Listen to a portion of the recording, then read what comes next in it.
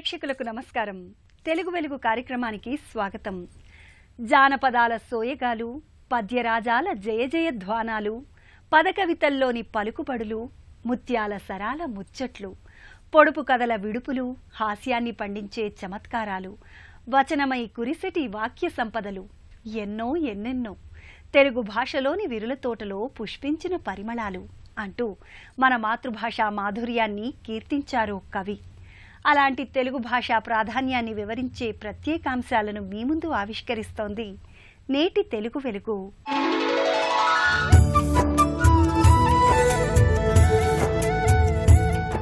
తెలుగు భాషలో తికమకలు ఎన్నో. అక్షరాలతో ఆటలాడి, పదాలతో సయ్యాటలాడి మిమ్మల్ని ఆలోచింపజేసే ఈ వారం తెలుగు వెలుగు ప్రశ్న ఏమిటో ఇప్పుడు చూద్దాం. ఇతరుల స్థితి ప్రవర్తనను చూసి ఓర్వలేకుండడాన్ని ఇలా అంటారు. ఏ ఏవగింపు, బి కంటగింపు, సి సాధింపు, డి వేధింపు. మీ జవాబు టీవీ అని టైప్ చేసి స్పేస్ ఇచ్చి మీ సమాధానం ఏవగింపు అయితే ఏ, కంటగింపు అయితే బి, సాధింపు అయితే సి, వేధింపు అయితే డి అని టైప్ చేసి 56263579కి SMS చేయండి. ప్రశ్న మరోసారి. ఇతరుల స్థితి ప్రవర్తనను చూసి ఓర్వలేకుండడాన్ని ఇలా అంటారు. ఏ ఏవగింపు, బి కంటగింపు, సి సాధింపు, డి వేధింపు. మీ జవాబు టీవీ అని టైప్ చేసి స్పేస్ ఇచ్చి మీ సమాధానం ఏవగింపు అయితే ఏ, కంటగింపు అయితే బి, సాధింపు అయితే సి, వేధింపు అయితే డి అని టైప్ చేసి 56263579కి SMS చేయండి. భాషకు సంగీతం, చలనచిత్రానికి పాట అలంకారాల్లాంటివి. అలాంటి పాటలు తెలుగు భాషలో కోకొల్లలు. ఇప్పుడు ఓ పాటలోని పదాల వెనుకున్న భావాన్ని తెలుసుకుందాం.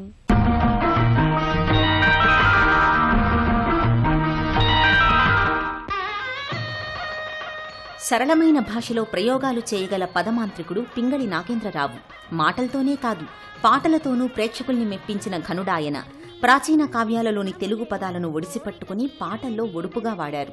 తనదైన చమత్కారాలతో తెలుగు భాషలోని మార్తవాన్ని శ్రీకృష్ణార్జున యుద్ధం చిత్రంలోని అన్నీ మంచి శకునములే, కోరిక తీరే దీవనలే పాట ద్వారా అందించారు పింగళి. పెళ్లికి ముందు సుభద్ర అర్జునులు ఆనందంతో వేరువేరుగా పాడుకునే పాట ఇది. అందుకు తగినట్లు పింగళి పల్లవిలోనే నాయికతో అన్నీ మంచి శకునాలే, కోరిక తీరే దీవెనలని పలికించారు. మంగళవాద్యాలు మనసున మ్రోగేలే అనేది పింగళి చేసిన అద్భుతమైన కవితా ప్రయోగం. అలాగే అర్జునుడు కూడా తనలా తపస్సు చేశాడని, ఆ తపస్సు ఫలించి వరించడానికి బిరాన తనను చేరునులే అని నాయిక సుభద్రలోని ఆనందాన్ని ఆమెతోనే చెప్పించారు కవి. ఇక నాయకుడు అర్జునునితో కుడికన్ను అదరడం, కుడిభుజం అదరడం అనే శుభశకునాల వల్ల కోరిన చెలి తలచెనని పాడించారు. చిరకాలంగా కాంచిన కలలు నిజమౌ తరుణం వచ్చనని నాయకుడిలోని ప్రేమానుభూతిని సహజసుందరంగా చెప్పించారు. చివరగా సుభద్రతో మల్లెతోరణ మంటపమందే కనులు మనసులు కలియునులే అని పలికించారు. కావ్య సంప్రదాయాన్ని అనుసరించి వసంతమాసాన్ని ప్రస్తావిస్తూ కలసిన మనసుల కలవరంతో జీవితమంతా వసంతగానమౌనులే అని పాటకు ముగింపిచ్చారు పింగళి. మగవారికి కుడికన్ను కుడిభుజం అదరడం శుభశకునమని నమ్మకం. అలాగే కన్యాలాభ సూచనలు అనే ప్రయోగం పింగళి పదవైచిత్రికి నిదర్శనం. ఇక బిరాన అంటే వెంటనే అని అర్థం. కనుమరుగవుతున్న తెలుగు పదాల పోహళింపుతో నాయికా నాయకులు ప్రేమానుభూతుల తన్మయత్వాన్ని అత్యంత రమ్యమైన తెలుగు భాషలో వర్ణించారు కవి. అందుకే ఈ పాట తెలుగునాట నేటికీ వసంతగానంలా వినిపిస్తూనే ఉంది.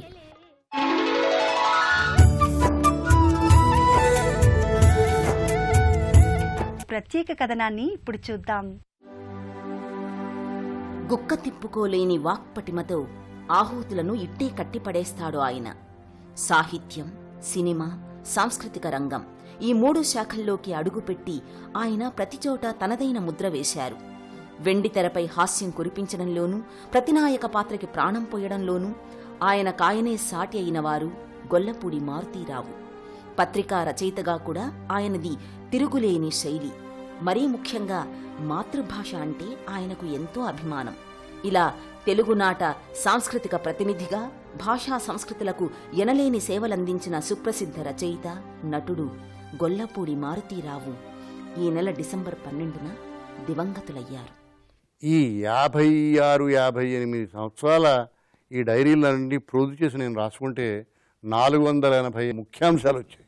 ప్రతి దశలోనూ రచనలో కానీ, భాష మీద ప్రభుత్వంలో కానీ, సాధించిన విజయాల్లో కానీ, చేస్తున్న కృషిలో కానీ, నాకంటే పెద్ద దశలో, ఎక్కువ దశలో, పైపెట్టులో ఉన్న మహానుభావులతోటి ఇంటరాక్షన్ నాకు సాధ్యమైంది.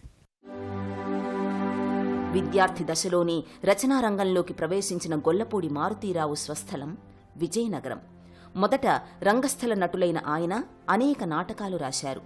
తెలుగు నుడికారం ఉట్టిపడే శైలితో, సామాజిక స్పృహని పెంచే ఇతివృత్తాలతో కూడిన ఆయన రచనలు ఎంతో ఆకట్టుకుంటాయి. కళ్ళు, మనిషిలోపలి మనిషి, మహానటుడు, లావాలో ఎర్ర గులాబీ, రాగరాగిణి, జగన్నాటకం వంటి అనేక నాటకాలు ఆయన కలం నుంచి వెలువడ్డాయి.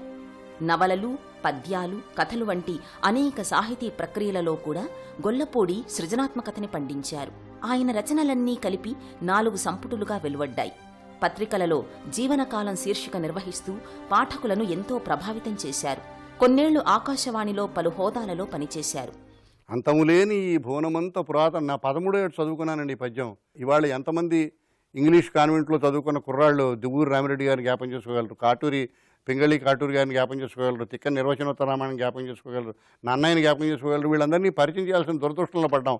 ఈ కుర్రాళ్ళందరినీ మీరు అడిగినా అడగకపోయినా వాళ్ళు చెప్పగలిగే పేరు ఒకటి ఉంది, హ్యారీ పాటర్ గురించి. విత్తునాటి నుంచి ఆ దశ నుంచి పసిబిడ్డకి భాష మీద రుచి కలిగించే ప్రయత్నం అన్నది చేయగలిగితే పెరిగి పెద్దవాళ్ళైనప్పుడు కొందరిలో అయినా సరే ఆ రుచి అన్నది అలవాటుగా, ఆచరణగా, దాన్ని ఆచరించగలిగినదిగా పెరుగుతుంది. అప్పుడు భాష నిలబడుతుంది. ఇంట్లో రామయ్య వీధిలో కృష్ణయ్య సినిమాతో చలనచిత్ర రంగంలోకి అడుగుపెట్టిన ఆయన నటుడిగా ప్రేక్షక లోకంలో ప్రత్యేక గుర్తింపు తెచ్చుకున్నారు. ఇలా బహుముఖంగా తన ప్రజ్ఞను చాటుకొని భాషామ తల్లికి సేవ చేసిన గొల్లపూడి మారుతీరావుకు తెలుగు వెలుగు అక్షర నివాళి అర్పిస్తోంది.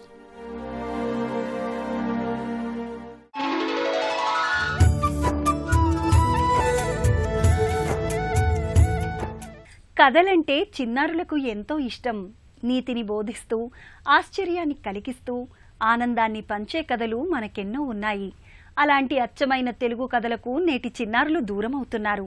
అందుకే కథకు నవరసాలను జోడించి అబ్బురపరచడానికి మీ ముందుకొస్తున్నారు ప్రముఖ బాల సాహిత్య రచయిత చొక్కాపు వెంకటరమణ.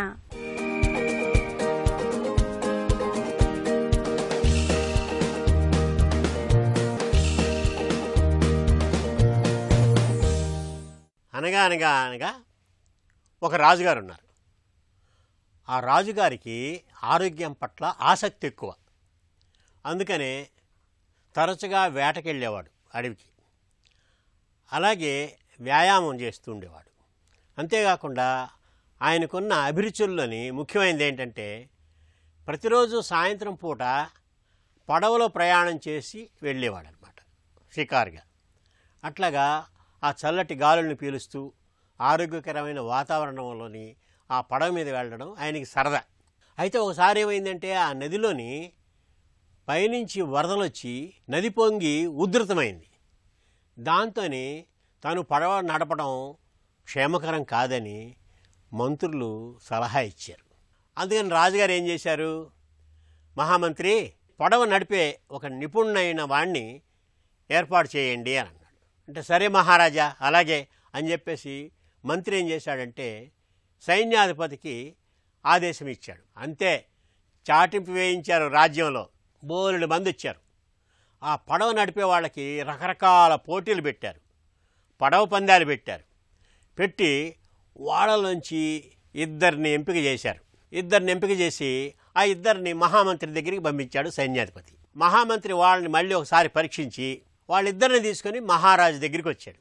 మహారాజా, వీళ్ళిద్దరూ పడవ నడపడంలో ఎంతో ప్రావీణ్యం ఉన్నవాళ్ళు అని చెప్పాడు. ఏంటి ఇద్దరిలో ప్రత్యేకత ఏంటి అని అన్నాడు. ఈ మొదటివాడు ఉన్నాడే, అతను పడవ నడపడంలోని ప్రావీణ్యం ఉండటమే కాకుండా గజ ఈతగాడండి. ఏదైనా ప్రమాదం కలిగినప్పుడు ఈత కొట్టి ఆ ప్రమాదం నుంచి మిమ్మల్ని రక్షించే మంచి సామర్థ్యం ఉన్నవాడు ఈ మొదటివాడు. తర్వాత రెండోవాడు పడవ నడపడంలో అద్భుతమైన ప్రావీణ్యం ఉంది, చాలా జాగ్రత్త కలవాడు, ఇతనికి ఈత రాదు. అంచేత వీళ్ళిద్దరిలోని మీకు ఇష్టమైన వాళ్ళని ఎంపిక చేసుకోండి అని అన్నాడు. సరే రేపు చెబుతాను నేను అని అన్నాడు. రెండో రోజు మహామంత్రిని పిలిచాడు. మహామంత్రి, ఒక్క పడవ నడపడంలో నైపుణ్యం ఉన్నవాడినే నేను ఎంపిక చేసుకున్నాను, అతన్ని నా పడవ నడపడానికి పెట్టండి అని అన్నాడు. మహారాజా అదేంటి, అతనికి రెట్టింపు నైపుణ్యం ఉంది కదా అంటే రాజు పకాలను నవ్వాడు. మహామంత్రి నువ్వు చెప్పింది బాగానే ఉంది, వాడు గజయితగాడు అవడం వల్ల వాడు అశ్రద్ధగా పడవ నడుపుతాడు, ఏదైనా ప్రమాదం వస్తే దూకి ఈత కొట్టి తను తప్పించుకోవచ్చు అనే ఆలోచనలో ఉంటాడు తప్ప నన్ను రక్షించే ఆలోచన తక్కువగా ఉంటుంది. అదే ఈ పడవ నడిపే నైపుణ్యం ఉన్నవాడు ఏం చేస్తాడంటే ఒళ్ళు దగ్గరెట్టుకొని పడవని జాగ్రత్తగా నడుపుతాడు. వాడికి ఈత రాదు కాబట్టి ఏమైనా ప్రమాదం జరుగుతుందేమో అని భయంతో జాగ్రత్తగా పడవ నడిపి నన్ను సురక్షితంగా ఒడ్డుకి చేర్చగలడు. అందుకనే వీడే నాకు సరైన వాడు అని రాజు మంత్రికి నచ్చజెప్పాడు. రాజుగారి దూరాలోచనకి అతని తెలివితేటలకి మహామంత్రి ఆనందపడి అలాగే మహారాజా అని చెప్పేసి ఆ పడవ నడపడంలో నైపుణ్యం ఉన్నవాడిని మాత్రం రాజుగారి పడవ నడపడానికి ఏర్పాటు చేశాడు. ఇలాగా ఏదైనా సరే విషయాన్ని దూరదృష్టితో ఆలోచించడం, ఇంగిత జ్ఞానంతో ఆలోచించి నిర్ణయాలు తీసుకోవడం ఈ కథ వల్ల మనకి అర్థమవుతుంది. అంచేత పిల్లలకి దూరదృష్టిని అభివృద్ధి చేయాలన్నా, ఆలోచన శక్తిని పెంపొందించాలన్నా ఇలాంటి మంచి కథలు పిల్లలకు నేర్పాల్సిన అవసరం ఉంది. అంతేకాకుండా పిల్లలకి చక్కటి కథలు చెప్పడం వల్ల వాళ్ళకి జ్ఞాపక శక్తి పెరుగుతుంది, వాక్చాతుర్యం పెరుగుతుంది, భాష పట్ల గౌరవం, ప్రేమ పెరుగుతాయి. అందుకనే పిల్లలకి చక్కటి కథలు చెప్పండి, వాళ్ళ భాషాభివృద్ధికి దోహదం చెయ్యండి.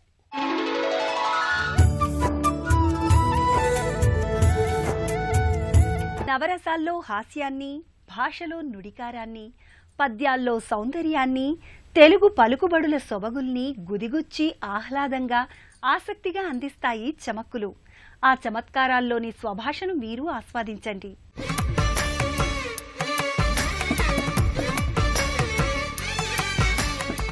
దేవుడి మీద కూడా చమత్కార పద్యాలు చెప్పచ్చు, చెప్పిన వాళ్ళు ఉన్నారు. దేవుడు కూడా దానికి ఆనందిస్తాడు. నేను ఒకసారి ఖమ్మం అవధానం చేయడానికి వెడితే అక్కడ భ్రమరాంబ రామలింగేశ్వర స్వామి ఆలయం ఉంటే, అయ్యా దైవ దర్శనం చేసుకుందరు కానీ రండి అన్నారు. అంతకంటే భాగ్యం ఏముందని వెళ్ళాం. అలా ఖమ్మం భ్రమరాంబ రామలింగేశ్వర స్వామి ఆలయంలో ఒక విశేషం ఏమిటంటే, ఆ గర్భగుడి ముందు ద్వారం చాలా పొట్టిదిగా ఉంటుంది. సాధారణంగా గర్భగుళ్ళు అలాగే అక్కడ ఉంటాయి, కానీ అక్కడ మరీ పొట్టిది.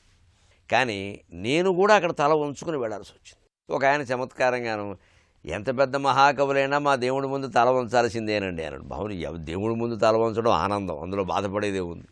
సామాన్య మానవుల ముందు తల వంచితే, మన శత్రువుల ముందు తల వంచితే మనం బాధపడాలి, కానీ దేవుడి ముందు తల వంచకపోతేనే తప్పు.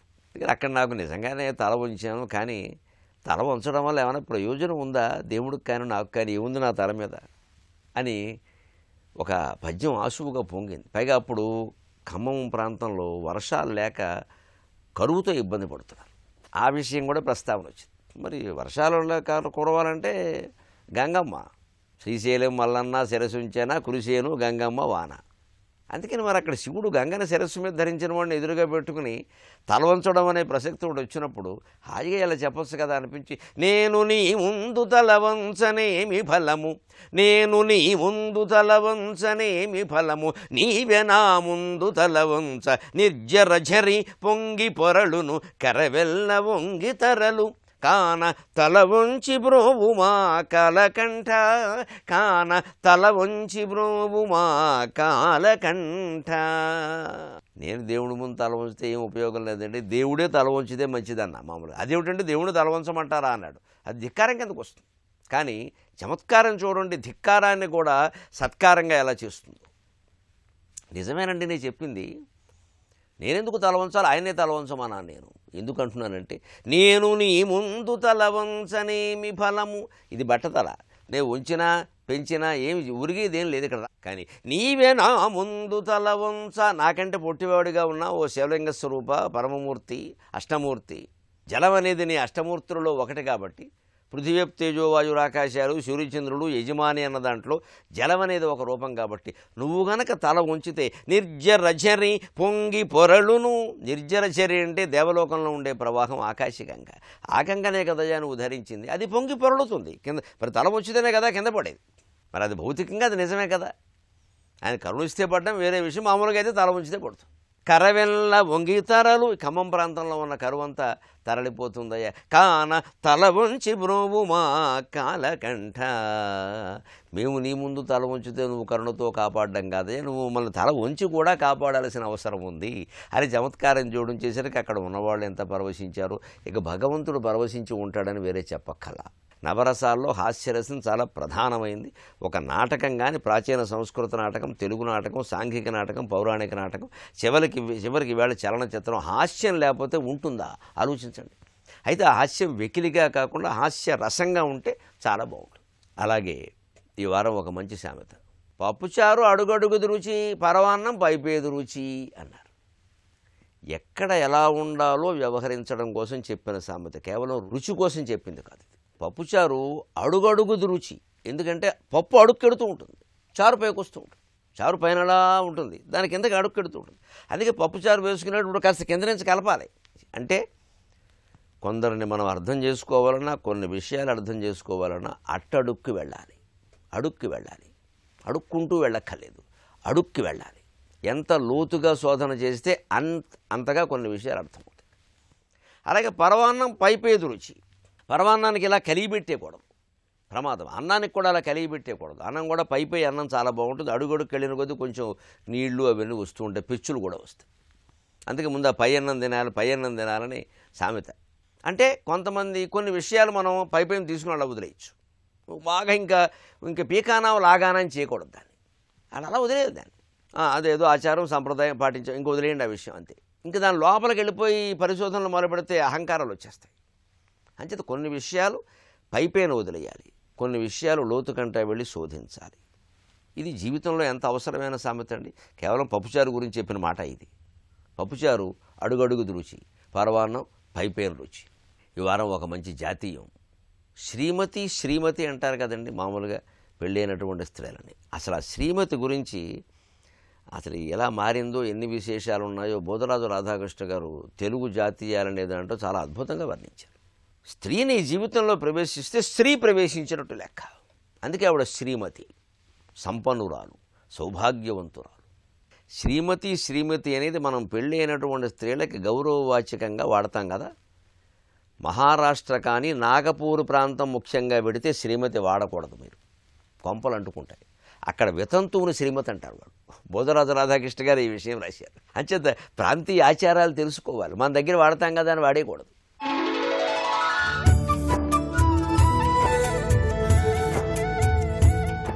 మాతృభాషలోని మతలబుల రహస్యాన్ని కనుగొనమని చెప్పే తెలుగు వెలుగు ప్రశ్న మరోసారి. ఇతరుల స్థితి ప్రవర్తనను చూసి ఓర్వలేకుండడాన్ని ఇలా అంటారు. ఏ ఏవగింపు, బి కంటగింపు, సి సాధింపు, డి వేధింపు. మీ జవాబు టీవీ అని టైప్ చేసి స్పేస్ ఇచ్చి మీ సమాధానం ఏవగింపు అయితే ఏ, కంటగింపు అయితే బి, సాధింపు అయితే సి, వేధింపు అయితే డి అని టైప్ చేసి 56263579కి SMS చేయండి. ప్రశ్న మరోసారి. ఇతరుల స్థితి ప్రవర్తనను చూసి ఓర్వలేకుండడాన్ని ఇలా అంటారు. ఏ ఏవగింపు, బి కంటగింపు, సి సాధింపు, డి వేధింపు. మీ జవాబు టీవీ అని టైప్ చేసి స్పేస్ ఇచ్చి మీ సమాధానం ఏవగింపు అయితే ఏ, కంటగింపు అయితే బి, సాధింపు అయితే సి, వేధింపు అయితే డి అని టైప్ చేసి 56263579కి SMS చేయండి. గత వారం ప్రేక్షకులను అడిగిన ప్రశ్నకు సమాధానం. గొడవకు మరో అర్థం కయ్యం, కనుక ఈ ప్రశ్నకు సమాధానం బి. ప్రేక్షకులు పంపిన సమాధానాల్లోంచి ఎంపికైన విజేత కొండూరి ప్రశాంత్, జోగన్పల్లి, జగిత్యాల జిల్లా, తెలంగాణ రాష్ట్రం.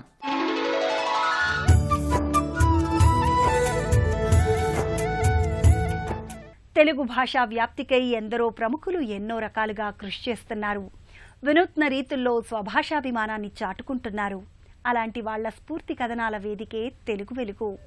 మీరు సంప్రదించవలసిన చరవాణి సంఖ్య 9394489229. చరవాణి సంఖ్య మరోసారి 9394489229. తెలుగు భాషా చైతన్యాన్ని మనందరిలో నింపే మరికొన్ని అంశాలతో వచ్చే వారం తెలుగు వెలుగులో మళ్లీ కలుద్దాం. అంతవరకు సెలవు, నమస్కారం.